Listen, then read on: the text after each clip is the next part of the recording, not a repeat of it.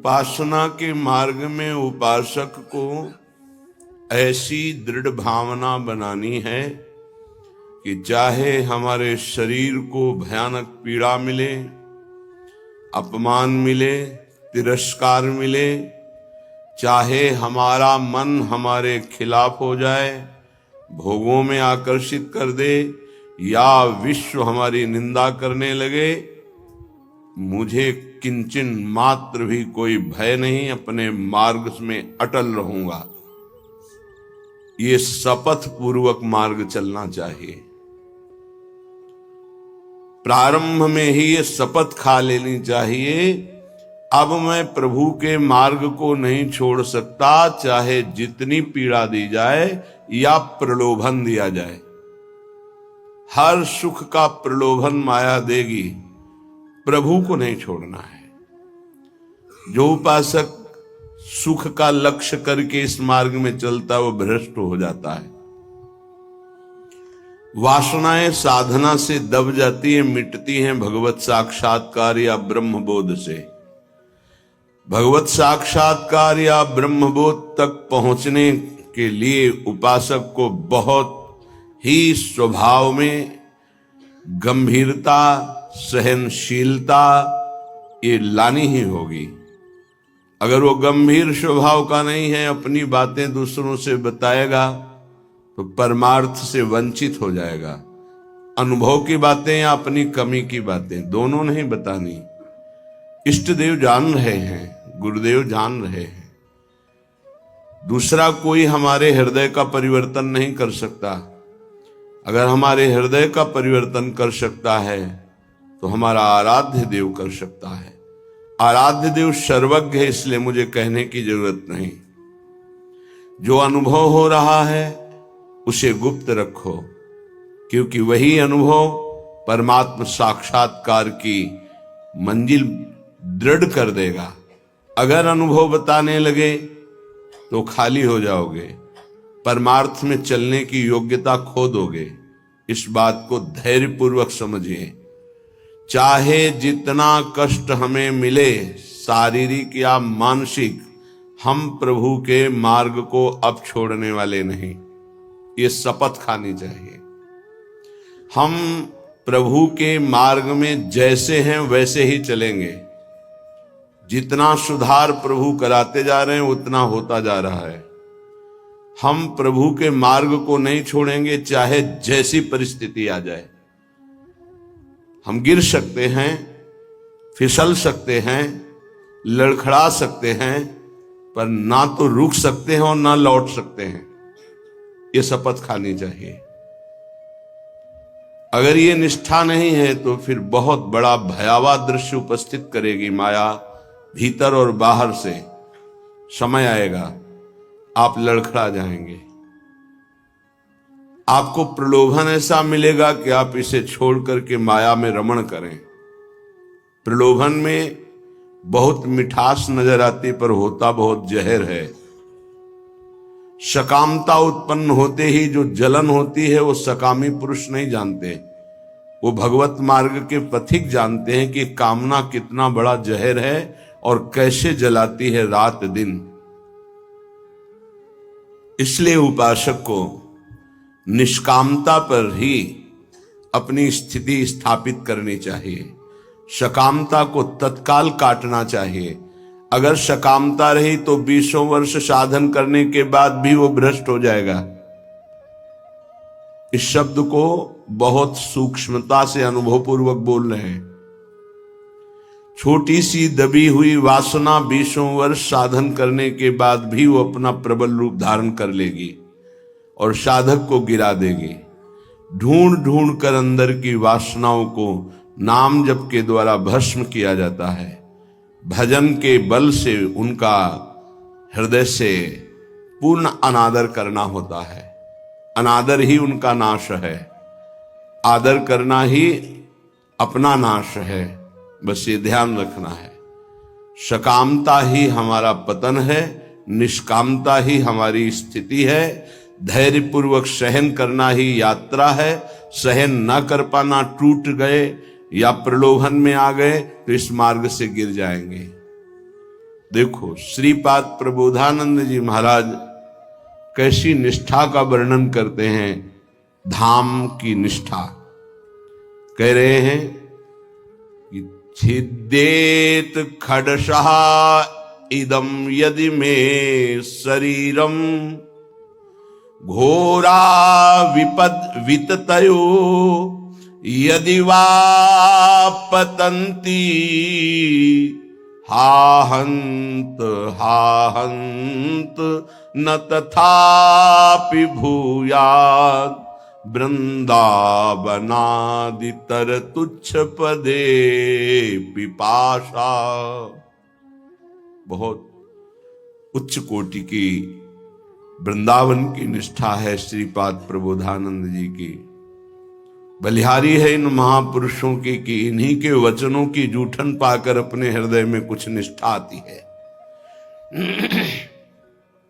नहीं तो ये शरीर राग हमें धाम निष्ठ, गुरु निष्ठ, नाम निष्ठ, भगवत निष्ठ ये नहीं होने देता। इस शरीर संबंध ही भगवत संबंध दृढ़ नहीं होने देता। अनंत जन्मों से हम भटक रहे इन्हीं शरीरों के संबंध में। ये पत्नी, ये पुत्र, ये पिता, ये माता, ये रिश्ते, ये नाते, ये सामग्री, ये भोग, ये बैंक बैलेंस, इसी का आश्रय लेकर हम भगवान से विमुख हो चुके हैं। कैसी अद्भुत निष्ठा। छिद्देत खडसा इदम यदि में शरीरम घोरा विपद विततयो यदि वा पतंती। यदि मेरे शरीर को पीड़ा पहुंचाई जाए वृंदावन में, अस्त्र शस्त्रों के द्वारा छेदन भेदन किया जाए, तो भी मैं कभी वृंदावन को नहीं छोड़ सकता। ये बात समझनी चाहिए। बहुत बड़ी उपलब्धि है, बहुत बड़ा सौभाग्य है यदि आपको यहां एक दिन भी वास करने को मिल जाए। फिर जिनको आजीवन वास मिल गया है तो दुर्भाग्य है कि वो प्रिया प्रीतम का चिंतन नहीं करते हैं, सत्संग नहीं सुनते, श्री जी की लीलाओं का गायन चिंतन नहीं करते, व्यर्थ में समय नष्ट करते हैं। दिव्य कृपा हो गई वृंदावन वास की, पर उसका लाभ नहीं ले पा रहे। वृंदावन बसिके इतनो बड़ो सयान, जुगल चरण के भजन बिन निमिष न दीजे जान। पलक झपकने के समय को निमिष कहते हैं। इतना भी समय प्रिया प्रीतम के भजन से अगर खाली गया तो हमारा दुर्भाग्य है, हानि है, विपत्ति है। अगर निरंतर हमारा स्मरण वृंदावन में चल रहा है तो वास्तविक तन मन के बन से ये अब वृंदावन वास हो रहा है। इसीलिए उपासकों से प्रार्थना करते हैं कि उठते बैठते चलते फिरते नाम जप करते रहो, प्रिया प्रीतम को मत भूलो। ये तुम्हारा बैंक बैलेंस तुम्हारे साथ नहीं जाएगा, ये तुम्हारी प्रवीणता संसार के व्यवहार की ये नहीं जाएगी, ये तुम्हारा शरीर सुख या संपत्ति सुख ये तुम्हें प्रियालाल से वंचित कर देगा। इसका भरोसा मत करो, ये मायाकृत है। भरोसा करो प्रभु का, भले सब कुछ बना रहे, उसका भरोसा मत करो। ये सब टिकाऊ नहीं है, परिवर्तनशील है। ये शरीर नाशवान है, इसको इतना प्यार मत करो कि प्रभु के प्यार का मार्ग ही छूट जाए। कैसा मंद बुद्धि हो जाती है उपासक की, कैसा विचार हो जाता है कि वो शरीर पोषण के लिए, इंद्रिय भोगों के लिए प्रभु को छोड़ देता है, धाम को छोड़ देता है। ऐसा है, वो धाम को छोड़ देता है, प्रभु को छोड़। एक विषय, एक इंद्रिय मन के साथ मिलकर ऐसी ठगाई की कि प्रभु से विमुख कर दिया, धाम से विमुख कर दिया, गुरु से विमुख कर दिया। तभी कहा शपथ पूर्वक इस मार्ग में चलना चाहिए। हम तो आए नहीं, हमें लाया गया है। यदि लाया गया है तो अब समझ में आया कि मेरे ऊपर कृपा हुई तो मैं शपथ खाता हूं कि अपने प्राण त्याग सकता हूं, लेकिन अपना मार्ग नहीं। पक्का पर आजकल शपथ भी ऐसे ही खा ली जाती है, उसकी सत्यता, उसका निर्वाह करना बहुत कठिन हो जाता है। प्रतिज्ञा, शपथ, इस सब में खवाई जाती है। अगर किसी भी डिपार्टमेंट में है तो उसको शपथ खवाई जाती है, आप ये गुप्त बात कभी किसी को नहीं बताएंगे, आप ऐसे चलेंगे, आप राष्ट्र की रक्षा करेंगे, आप शपथ खाइए कि धर्म पूर्वक, सत्य पूर्वक अपने राष्ट्र के लिए प्राण समर्पित करेंगे। आप तो परमार्थ के प्रतीक हैं, अनंत ब्रह्मांडों के स्वामी के चरणारविंद के समीप परम पद प्राप्त करना है, तो आपको तो शपथ खानी ही होगी। क्यों? यदि शपथ पूर्वक नहीं चलोगे तो आपको माया भ्रष्ट कर देगी। शपथ पूर्वक चलने पर है कि गिरूंगा, लड़खड़ा जाऊंगा, लेकिन पैर से नहीं चल पाऊंगा, तो घसील के चलूंगा, लेकिन चलूंगा प्रभु की तरफ ही। अर्थात बिल्कुल योग्यता न रह जाने पर भी हम प्रभु के ही मार्ग में रहेंगे, हमको प्रभु से अब कोई अलग नहीं कर सकता। ये निश्चय करो, इसमें बहुत बड़ी सामर्थ्य है। यदि हम परमार्थ को स्वीकार किया है, चाहे गृहस्थ में हो चाहे विरक्त में हो, अब चाहे हमारे शरीर को काट दिया जाए तो भी अंतिम समय हम राधा ही बोलेंगे। हमारे जीवन का उद्देश्य प्रभु ही है। श्रीधाम वृंदावन की वास की निष्ठा का परिचय दे रहे ध्रुवदास जी। खंड खंड होए जाए तन, अंग अंग सत टूक, वृंदावन नहीं छाड़ियो, छाड़ी वो है बड़ी चूक। बड़ी चूक, ये जो बाहर से भक्तजन आते हैं, इनके ऊपर श्री जी की कृपा है, पर आपका दुर्भाग्य हो जाएगा यदि इनसे आप घनिष्ठ अपनापन कर लिए। घनिष्ठ संबंध श्री जी से और श्री जी के संबंध से इनसे संबंध, डायरेक्ट हमारा कोई संबंध नहीं होना चाहिए, श्री जी के नाते से है, श्री जी के संबंध से है। एक बहुत अच्छे ब्रजरज सेवी महात्मा इसी संबंध में चूक हो गई। कुछ लोग बाहर से आए, ऐसा कभी किसी को नहीं करना चाहिए। बाहर से आने वालों को, उनके 500 शुगर थी, बहुत अच्छे ब्रजरज उपसेवी और सरल स्वभाव संतों का हो जाता है, क्योंकि हमारी स्वामिनी का स्वभाव है अत्यंत दयालु, करुणामय, सहज, सरल। किन्हीं किन्हीं संतों का बाहरी स्वभाव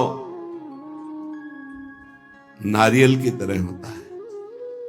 नारियल ऊपर से कठोर होता है, वो अंदर से देखो तो बहुत मिठास वाली गिरी होगी, उसमें मीठा जल होगा, पर बाहर से कठोर रहता है, नीरस रहता है। ये स्वभाव होना ही चाहिए। निर्विकार परम पद की प्राप्ति के लिए हर साधक का स्वभाव इस नारियल की तरह होना चाहिए। बाहर से नीरस, जटिल, कठोर, अंदर से सुकोमल। अगर बाहर से सुकोमल हो गए तो मारे जाओगे, इस मार्ग में मारे जाओगे। बाहर से रुद्र दृष्टि, हृदय ममता शून्य, हृदय ममता, निर्ममो निरहंकारा सम दुखा सुखा क्षमी, श्री भगवान का आदेश है।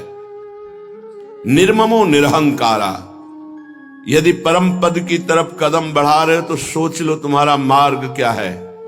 निर्ममो निरहंकारा, किसी से कोई ममता नहीं। वो आए और प्रार्थना की कि आपकी 500 शुगर है, ये किडनी फेल कर सकती है, ये दिल फेल कर सकती है, लीवर फेल। अच्छा, हमारे यहाँ बहुत डॉक्टर बढ़िया हैं, ले चलते हैं, 10-15 दिन सेवा करेंगे, आप स्वस्थ हो जाएंगे, फिर आ जाइए, दवा बन जाएगी, चलती रहेगी।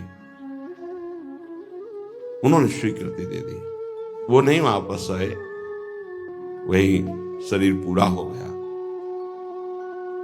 आप लोग बाहर से आते हैं वृंदावन लाभ लेने के लिए, अगर आपको श्रद्धा है और कोई संत बीमार है तो यहीं उसकी व्यवस्था कीजिए, उसको बंबई, कलकत्ता, दिल्ली ले जाने की कोशिश मत कीजिए। उसने अपने जीवन को श्रीधाम की रज में दिया है। कष्ट से पीड़ित होने के कारण, प्रबल निष्ठा ना होने के कारण हो सकता है वो हामी भर दे, तो आपको नहीं ले जाना है। वो कहे भी तो नहीं ले जाना है, नहीं महाराज हम यही व्यवस्था करेंगे आपकी, तब तो आपकी सेवा मानी गई।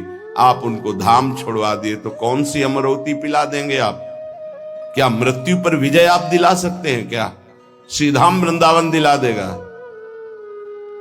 हां ये है कि रजोपसेवी प्रियालाल के चरणारविंद के कहीं भी शरीर छूड़े, वो तो प्रिया प्रीतम में स्थित है। पर वो लाभ जो हम लोग याचना करते हैं कि जय श्री भट्ट धूलि धूसर तन यह आशा और धार, कुछ विशेषता है, पक्का मानिया। इस रज में शरीर छोड़ने की कुछ विशेषता है, मान लोगे तो जान जाओगे। तभी कह रहे खंड खंड होए जाए तन, अंग अंग सत टूक, वृंदावन नहीं छाड़ियो छाड़िबो है बड़ी चूक। यहां कह रहे हैं छिद्देत खडसा इदम यदि में शरीरम, घोरा विपद विततयो यदि वा पतंती। यदि धार वाले अस्त्र से भी मेरा शरीर काटा जाए तो मैं वृंदावन का कभी त्याग नहीं कर सकता कि भाई वृंदावन में तो बहुत दुख मिल रहा है, अब तो चलते हैं यहां से। शपथ पूर्वक इसीलिए कहा है कि अगर शपथ पूर्वक नहीं रहोगे तो बड़ी विचित्र दशा है। हमारा धाम और धामी श्यामा श्याम बड़े कृपालु हैं। यदि आप जाना चाहते हो वो रोकेंगे नहीं, और नहीं जाना चाहते हो तो कभी जाना नहीं पड़ेगा, किसी भी कार्य के लिए नहीं जाना पड़ेगा।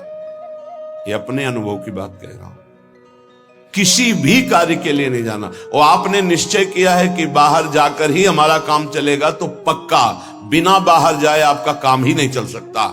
और आपने निश्चय किया है कि श्रीधाम वृंदावन नहीं छोड़ूंगा चाहे मर जाऊं, तो हर व्यवस्था जो तुम बाहर से नहीं कर सकते घर बैठे हो जाएगी, क्योंकि स्वामी जी के चरणों में स्वयं अनंत लोकों की सिद्धियां लुटती रहती है। विश्वास, धैर्य, सहनशीलता ये चाहिए इस मार्ग में।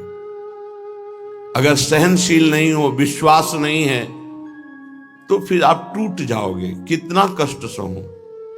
आपको विश्वास दिलाते हैं इस स्थान का विशेष प्रभाव है धाम का, कि यहां विशेष कष्ट प्रभावित नहीं कर पाता। कलह कलेश न व्यापह ईठा इठौर विश्व ते न्यारी। यहां कष्ट भी आएगा तो बहुत सीमित रूप रख कर आएगा, वही बाहर जब आपके ऊपर प्रभाव डालेगा तो बड़ा भारी दुख होगा। प्रारब्ध भी आएगा तो शासित होकर आएगा प्रियाजू से, वो स्वतंत्र रूप से आक्रमण नहीं कर पाएगा, बाहर स्वतंत्र रूप से आक्रमण कर देगा। यदि घोर घोर विपत्तियां आकर हमको घेर ले तो भी हम वृंदावन नहीं छोड़ेंगे। ये शपथ पूर्वक रहना चाहिए। घोर विपद विततयो यदि वा पतंती, घोर विपत्ति आ जाए तो भी मैं अपनी निष्ठा से नहीं गिरूंगा। काट डाला जाऊं तो भी, घोर विपत्तियां दुख आ जाए तो भी मैं श्रीधाम वृंदावन को नहीं छोड़ने वाला। हा हंत हंत न तथापि भूयाद वृंदावनादितर तुच्छ पदे पिपाशा। हाय हाय, श्रीपाद कह रहे हाय हाय, जो वृंदावन का वास मिला और उसे छोड़ करके किसी भी लाभ के लिए बाहर जाते हैं तो हाय हाय। हरिराम व्यास जी ने एक पद में लिखा है, इतनी बड़ी कृपा हो गई और इसके बाद भी तुम वृंदावन का आश्रय वास का प्रभाव न जानने के कारण अन्य आश्रय लेते हो, अन्य सहारा लेते हो और यहां छोड़कर जाते हो, तो मानो अपने सर पर पादुका चला रहे हो। अच्छा, स्वयं पतित पत्रकाण्यमृतवत् सुधा भक्षयन् तृषाह मिहिर नंदिनी शुचि पयोंजलि भी पिबन कदा मधुर राधिका रमण रास केली स्थली बिलोक्य रसमग्न धीर अधिवशामि वृंदावनम। ये प्रायः तैयारी की जाती है, ध्यान रखना। जैसे किसी को आर्मी में जाना है तो दौड़ भाग ये सब, पहलवानी करना है तो दंड बैठक खान पान और युद्ध की कलाएं, कुश्ती की कलाएं सीखता है। ऐसे ही हम भगवत मार्ग में चल रहे हैं तो हमें पुष्ट भी होना है और युक्तियां भी सीखनी कि शत्रु को कैसे पराजित करना है, क्योंकि हमारे शत्रु अंतर में बैठे हुए हैं। हमारा एक भी शत्रु बाहर नहीं होना चाहिए। किसी से राग द्वेष नहीं, अंदर की वृत्ति से हमारी दुश्मनी है जो भगवत विमुख करने वाली है, उसको पछाड़ना है। तो कह रहे स्वयं पतित पत्रकाण्यमृत वत क्षुधा भक्षयन। अगर वृंदावन में हमें भोजन नहीं मिला तो हम सूखे पत्ते खा करके यहां अमृत के समान भोजन का भाव रख करके प्राण त्याग देंगे, लेकिन धाम नहीं छोड़ेंगे। सूखे पत्ते खा के कि मानो मैं अमृत पा रहा हूं, ऐसी भावना से, पर हम वृंदावन नहीं छोड़ सकते। ये अपने लोगों ने अभ्यास किया, जानबूझ के अभ्यास किया है। ऐसी वृत्ति धारण की गई कि अगर हमको भोजन न मिले तो कई दिन तक हम भूखे रह सकते हैं और हमारे भजन में विक्षेप नहीं पड़ना चाहिए, और उसका अभ्यास पूरे जीवन चलाया गया। जब तक हम साधन पक्ष में हैं तब तक अभ्यास पूरा दृढ़ कर लेना चाहिए कि अगर हमें 4-5 दिन भोजन ना मिले तो हम भजन में विक्षेप ना पड़े, ऐसा अभ्यास कर लें। हम एकांत में बैठकर भजन करें, हम समाज में बैठकर भजन करें, हम बाजार में खड़े होकर भजन करें, हम यमुना के किनारे भजन, हमारा भजन का अभ्यास कहीं भी हमें बाधा ना पहुंचा पावे, ऐसा होना चाहिए। हमारी निष्ठा कितनी है, जरा विचार करके देखो कितनी है। तृषा मिहिर नंदिनी सुच पयोंजलि भी पिवन। अगर प्यास लगेगी तो उसे जल से बुझा देंगे। गंगा जल में बड़ी सामर्थ्य रही है। आगे अब का तो हमें पता नहीं, लगभग 25-26 वर्ष हो गए वृंदावन की निष्ठा का जो स्वरूप गुरुदेव और रजरानी की कृपा से आया पालन हो रहा है। आगे श्री जी जाने। गंगा जल के पान करते ही, जैसे मां का दुग्ध पान करते ही बालक को भोजन की आवश्यकता नहीं होती, छोटे बालक को, ऐसे ही गंगा जी दुलार करती थी। गंगा जी में कभी हमें नदी भाव नहीं आया, कभी जल भाव नहीं आया, बस यही लगता था मां और मां का अमृत। अंधेरे पे जाके जब गले से खड़े हो जाते तो कभी कभी मन कहता मगरमच्छ ना आ जाए, तो कहते उसके ऊपर हमारी मां भी विराजमान होंगी। मगरमच्छ सवारी है गंगा मैया की, तू चिंता क्यों करता है? जब गंगा जी है तो तेरे को क्या चिंता? खड़े हुए मंत्र जप कर रहे। निष्ठाएं ऐसे थोड़ी परिपक्व होती है। हर सुविधा प्राप्त हो गई, कभी अपने को कसने की कोशिश नहीं कर रहे तो मन तुमको कस रहा है। आज ये मिल जाता तो अच्छा, तो कभी एकांत में रो करके बोले कि आज श्री जी मिल जाती तो अच्छा, जीवन की यात्रा पूर्ण हो जाती। का आज कहीं श्याम सुंदर मिल जाते, कहीं लाडली लाल मिल जाते, कभी ऐसी आकांक्षा। बड़ा दुख होता है हृदय में कि साधक आकांक्षा विषयों की करता है, वस्तुओं की करता है, वो प्रियालाल की क्यों नहीं करता है? क्या प्रियालाल को तुमने अपना नहीं माना है? क्या जगत के भोग तुम्हारी सुख सामग्री हैं? कैसे तुम साधक हो? कैसे तुम भगवत मार्ग के पथिक हो? कदा मधुर राधिका रमण रास केलस्थली बिलोक्य रस मग्न धी रधिवशामि वृंदावनम। मेरी ऐसी वृत्ति कब होगी कि मैं वृंदावन को देख देख कर रोऊंगा कि ये वही स्थान है जहां हमारे प्रिया प्रीतम रह रहे हैं और खेल रहे हैं और मेरे नेत्र देख नहीं पा रहे हैं। कब ऐसा वृंदावन कृपा करेगा कि मैं देख देख करके मगन हूं कि मेरे प्रिया प्रीतम कैसे रास कर रहे, मेरे प्रिया प्रीतम कैसे वन विहार कर रहे, मेरे प्रिया प्रीतम कैसे झूला झूल रहे, मेरे प्रिया प्रीतम कैसे जल विहार कर रहे, नौका विहार कर रहे। साक्षात पुरौ श्री पुरुषोत्तमांघि सेवारसादप्यधिको रसौघः स्यन्देत वृंदा विपिनेप्य दृष्टे राधा प्रियेत्रोद्धव एव साक्षी। पुरुषोत्तम भगवान वासुदेव देवकी नंदन का निरंतर सानिध्य प्राप्त करके भी जिनको प्रेम का परिचय प्राप्त नहीं हो पाया, और वो जब वृंदावन की रज में आए तो बिना किसी साधन के प्रेम प्राप्त हो गया। इसके साक्षी उद्धव जी हैं। श्रीपाद कह रहे हैं कोई उनको साधन नहीं करना पड़ा, गोपी जनों के दर्शन, संभाषण, चरण धूलि, इसका स्पर्श होते ही प्रेम का प्रादुर्भाव हो गया। क्योंकि तैयार भूमि थी, भूमि तैयार थी, बीज के अंकुरण में देर नहीं लगी। अपने लोगों के ऊपर कृपा है, उसी रज में बैठे हैं, उसी रज में वास करते हैं, पर भूमि तैयार नहीं है। रोज ये सत्संग हो रहा है तो मानो किसान जैसे अपनी खेती को जोत करके उसे तैयार करता है, ऐसे मानो सत्संग आपके हृदय की भूमि को तैयार, ये जो शपथ पूर्वक चलिए, ये भूमि तैयार की जा रही है। लेकिन आप देखिए कहां साधक भूमि तैयार कर पाता है अपने हृदय की। जहां थोड़ी सी प्रतिकूलता की छाया भी आई कि भाग खड़ा हुआ। प्रतिकूलता नहीं आई, अभी प्रतिकूलता तो जानते नहीं, प्रतिकूलता की छाया आई कि भाग खड़ा हुआ। जो राधा प्रिय इस वृंदावन में वास स्वीकार करके रहनी से रहता है, तो बिना किसी अन्य साधन के उसके हृदय में प्रेम प्रवाहित हो जाता है।